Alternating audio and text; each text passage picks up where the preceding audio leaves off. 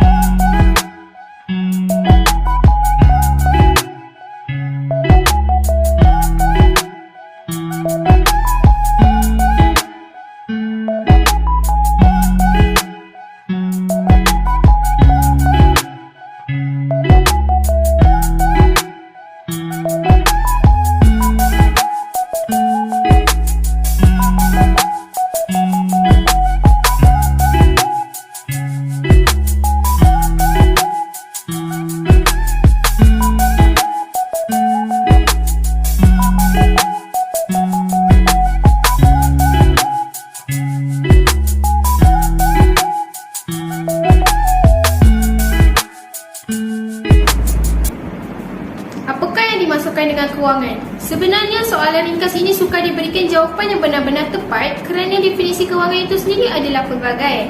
Ahli-ahli ekonomi menyatakan bahawa satu nilai aset berdasarkan aliran tunai pada masa depan yang ia akan berikan. Dan akaunten akan menyediakan maklumat yang seakan-akan sama saiz aliran tunai tersebut. Kewangan akan muncul di tengah-tengah dan di luar antara kedua-dua bidang tersebut. Jadi, mereka yang terlibat dalam bidang kewangan juga mesti mempunyai pengetahuan dalam bidang ekonomi dan perakaunan. Pada amnya, kewangan meliputi 3 bidang utama, iaitu nombor 1, pengurusan kewangan atau kewangan korporat, iaitu fokus kepada keputusan-keputusan beberapa banyak dan jenis aset yang perlu dimiliki, bagaimana meningkatkan modal yang diperlukan untuk membeli aset dan bagaimana menjalankan syarikat bagi memaksimalkan keuntungan. Nombor 2 ialah pasaran modal, iaitu berkait dengan pasaran di mana kadar faedah, harga saham dan bond ditentukan. Ia juga berkait dengan institusi kewangan dan broker saham, bank dan bank pelaburan serta institusi yang berkait dengannya.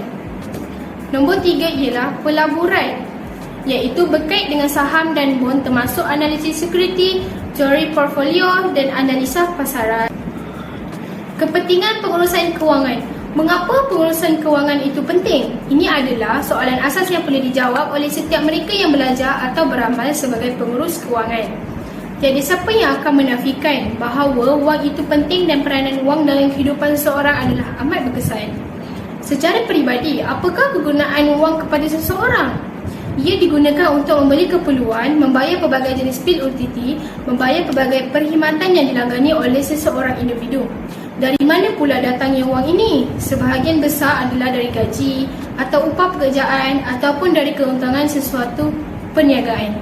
Hanya jumlah yang kecil yang diperoleh wang dari sumbangan seperti hadiah, bantuan atau pusaka. Pendapatan dan perbelanjaan mestilah diurus dengan betul agar individu tersebut tidak terjerat dengan masalah kewangan, iaitu apabila pembelanjaan melebihi pendapatan. Selain pembelanjaan, sebahagian dari pendapatan juga digunakan untuk simpanan dan pelaburan. Itulah gambaran asas pengurusan kewangan. Berdasarkan asas pengurusan kewangan tersebut adalah jelas bahawa kepentingan pengurusan kewangan bukan terhad ke atas pengurus kewangan sahaja. Malah, setiap individu dan dalam konteks perniagaan, ia adalah tanggungjawab setiap jabatan atau fungsi pengurusan. Sebagai contoh, bahagian operasi teknikal perlu mengetahui pengurusan kewangan bagi menguruskan keperluan kewangan pembelian alat kelengkap, bahan pentah dan sumber manusia dengan mengambil kira jangkaan pendapatan yang akan diperolehi. Bagi para pelajar, tidak kira mereka belajar dalam bidang pengajian yang mana, tetapi mereka juga perlu mengetahui pengurusan kewangan untuk melengkapkan kemahiran mereka. Secara amnya, terdapat 5 sebab mengapa seseorang itu perlu belajar pengurusan kewangan, iaitu 1.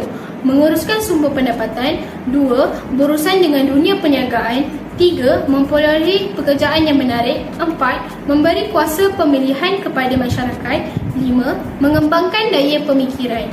Pengetahuan pengurusan kewangan bertujuan untuk membantu individu atau organisasi membuat keputusan pelaburan atau keputusan pembiayaan dan pengurusan aset.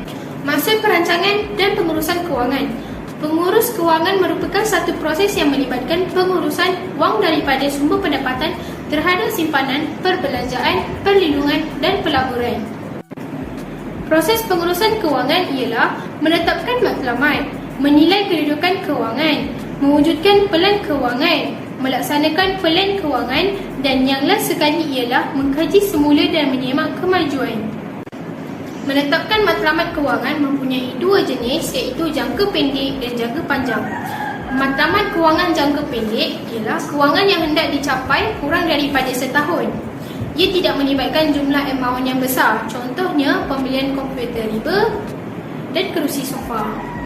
Bagi matlamat kewangan jangka panjang pula, ialah kewangan yang mengambil masa lebih daripada 5 tahun. Ia melibatkan jumlah amaun yang banyak. Contohnya ialah pelan persaraan peribadi. Matlamat kewangan menggunakan kaedah SMART, iaitu SMART. S ialah spesifik, iaitu khusus. M pula ialah measurable, iaitu boleh diukur. A pula attainable, iaitu boleh dicapai. R pula iaitu realistic, ialah bersifat realistik.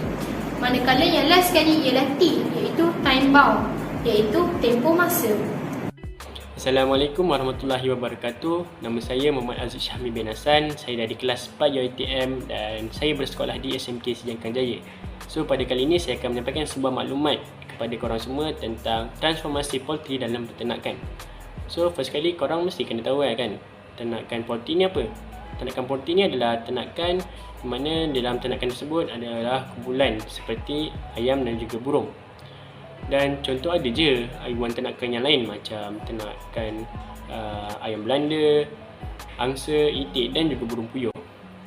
Selain itu, kebiasaan mereka yang menternak ternakan poultry ni, tujuan utama mereka adalah untuk mendapatkan hasil seperti daging dan juga telur. Kemudian kalau korang nak tahu, ternakan poultry ni adalah satu ternakan yang lebih mendapat permintaan yang tinggi daripada ternakan kerbau, kambing dan juga lembu. Kemudian pada masa yang sama, Alhamdulillah saya dan rakan-rakan saya telah terpilih oleh para guru dalam membina sebuah sangkar puyuh yang berukuran 35 cm panjang dan 45 cm lebar dan 65 cm tinggi. Antara bahan asas yang kami gunakan dalam pembuatan sangkar puyuh ini adalah kayu sebagai kerangka sangkar, polimer sebagai dinding sangkar, pipe PVC sebagai tempat makanan burung puyuh dan bekas minuman poultry sebagai tempat minuman burung puyuh.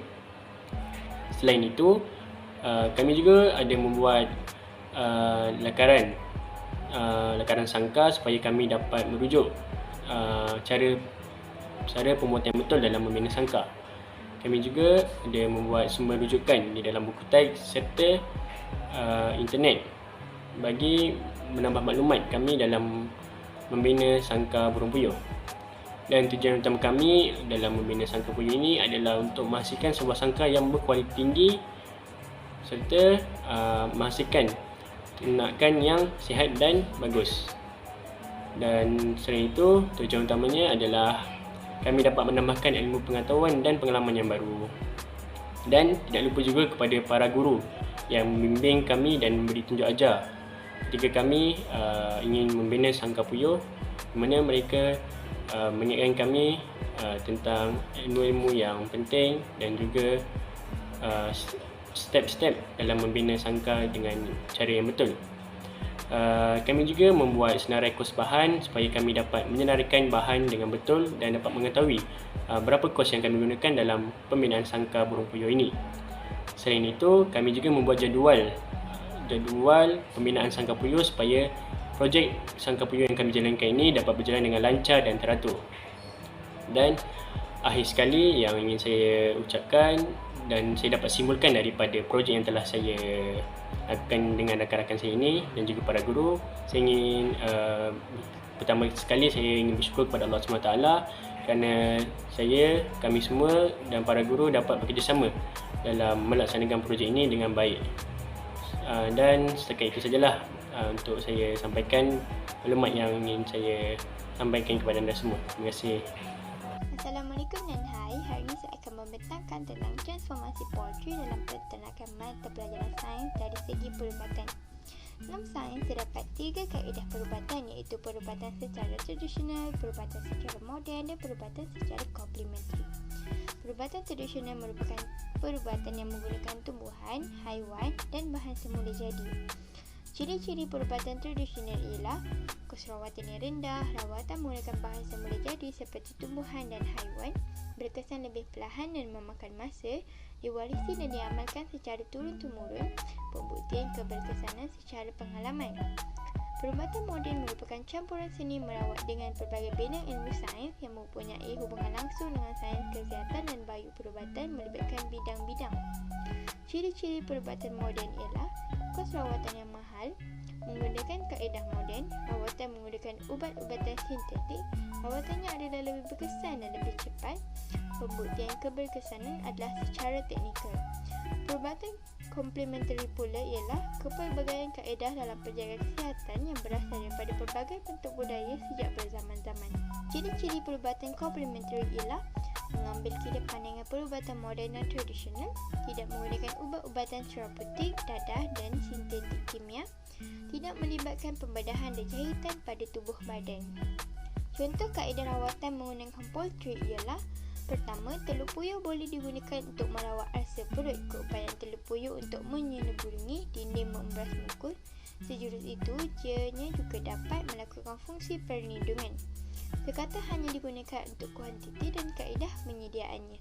Kedua, cangkaran telur burung unta yang boleh digunakan sebagai ubat untuk merawat sakit mata. Terdapat banyak khasiat telur burung puyuh. Antaranya ialah: pertama, mencegah penyakit kronik. Telur puyuh memiliki kadar vitamin A dan vitamin C yang signifikan yang dapat mencegah timbulnya banyak penyakit kronis dan meningkatkan kesihatan secara keseluruhan. Kedua, mengubati alahan dan peradangan. Telur puyuh yang mengandungi ovomucoid, iaitu sejenis protein yang dapat bertindak sebagai komponen anti-alahan. Ketiga, meningkatkan metabolisme. Vitamin B yang ditemukan dalam telur puyuh dapat meningkatkan fungsi hormon dan enzimatik. Keempat, mencegah pelbagai gangguan pernafasan. Telur puyuh juga boleh membantu paru-paru berfungsi dengan lancar dan menangani banyak masalah pernafasan seperti tuberkulosis dan asma. Kelima, kesan positif kepada buah pinggang.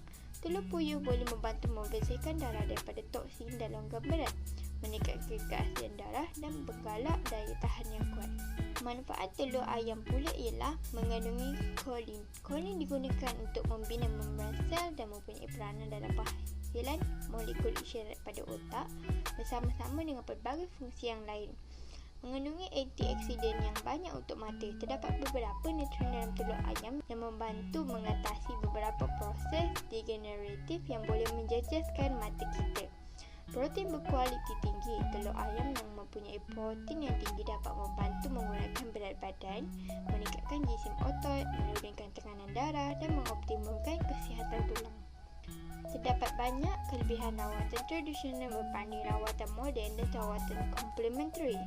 Antaranya ialah kaedah yang selamat, tidak memberikan kesan sampingan terhadap tubuh badan manusia, lebih murah dan dapat menyembuhkan pelbagai penyakit. Sekian daripada saya.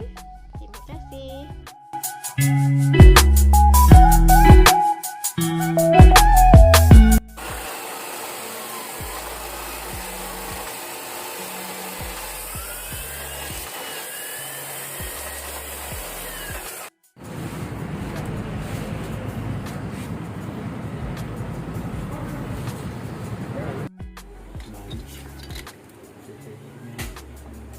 Lampu sebab 2 tingkat tau.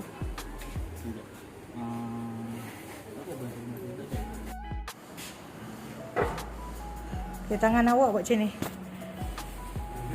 Okey, 1, 2 mula. Ini bahan-bahan yang akan kita buat.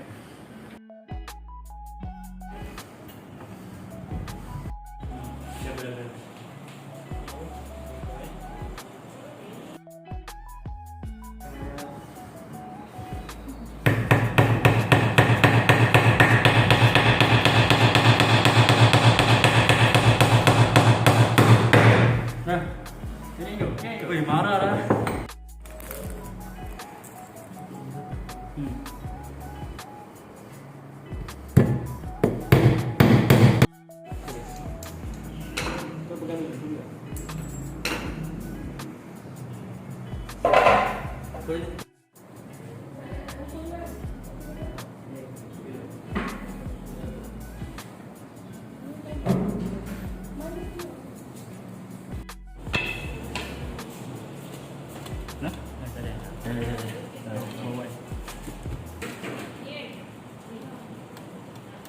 Toilet.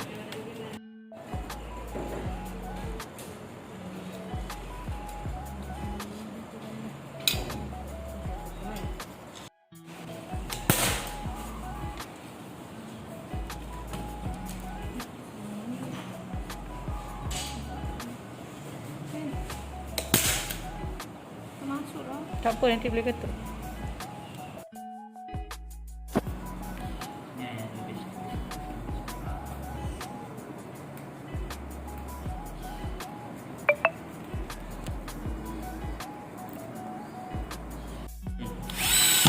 Ni cikgu punya, bersama cikgu punya.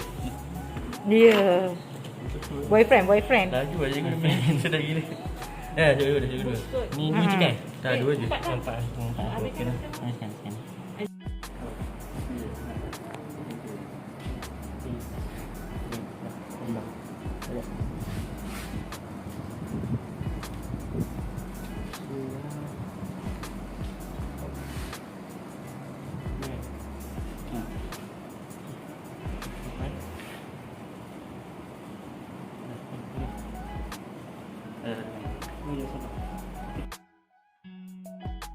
Okey, dah siap. Kak.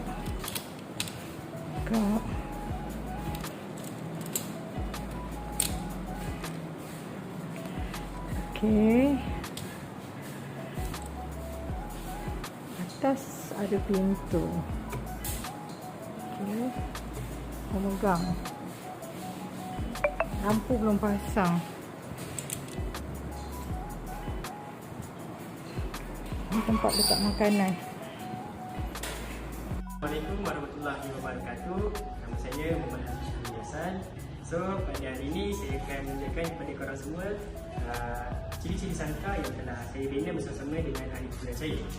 So, yang pertama sekali saya nak ceritakan ialah bahan asas sangka yang kami gunakan ialah kayu sebagai kerangka bagi sangka, dan bahagian lantai serta dinding sangka kami menggunakan polymesh.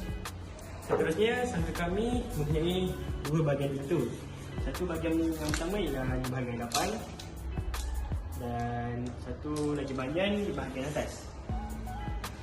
Selain itu, sangka kami juga membekalkan bekas makanan burung puyuh yang diperbuat daripada pipe PVC supaya kami boleh meletakkan makanan bagi burung puyuh.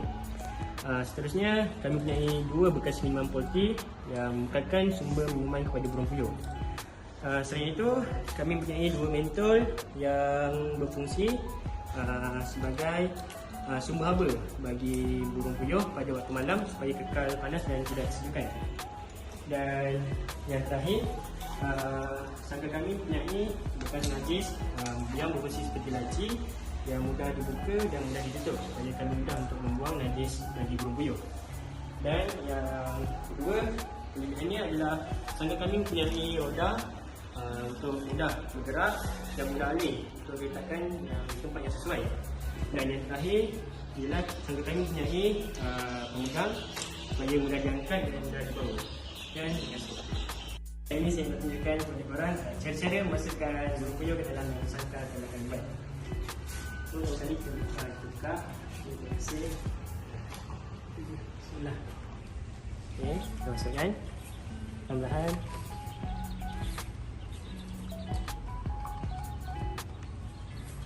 Okey, yang terakhir sekali, kalau korang tahu burung puyuh ni, kalau nak tahu jantan dan betina, di bahagian dadanya ada, kalau betina ada bintik-bintik, dan kalau jantan pula dia ada bintik-bintik di bahagian dadanya. So itu kalau korang nak tahu jantinanya. Okey, kita buka. Dan kuantiti sangka kami boleh menampung dalam 12 ekor burung puyuh. Terima kasih. Okey, kali ini saya mula nak tunjukkan cara-cara masukkan makanan dalam bekas makanan yang telah kami sediakan. So, makanan yang kami gunakan ni ialah lidah halus untuk burung puyuh yang berusia dalam seminggu. So, saya akan tunjukkan.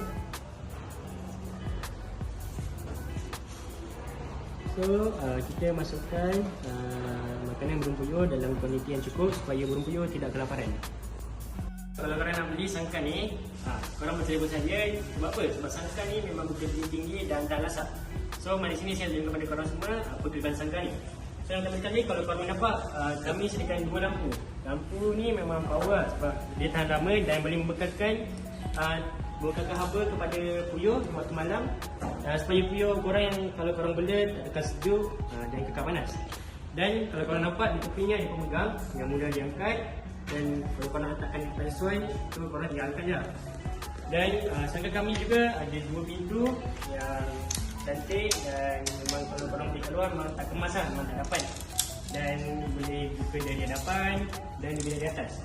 So kalau korang nak masukkan puyuh, tahu makanan yang isi minuman puyuh, korang boleh masukkan dan keluarkan dengan mudah. So Yang kedua pula saya ajar kepada korang ialah kami punya drawer di mana drawer ni mudah dibuka dan mudah ditutup. So kepada sesiapa yang nak keluarkan najis burung puyuh ni, tinggal buka dan buang dan masukkan mandi saja. So memang limited edition lah sangka yang saya tunjukkan kepada korang ni. Dan kalau korang nampak ada juga roda ni. So kalau korang nak minta tolong siapa ikan, adik korang boleh tinggal ni je tolak. Nampak korang boleh bawa ke mana saja. Dan switchnya yang kami sediakan ni, switchnya di luar. So korang tak payah susah-susah masukkan tangan di dalam. Korang tinggal kat luar ni dan korang boleh buka dan matikan. So kalau korang betul-betul berminat, korang boleh telefon saya dan saya akan sediakan nombor di bawah. Okay, terima kasih.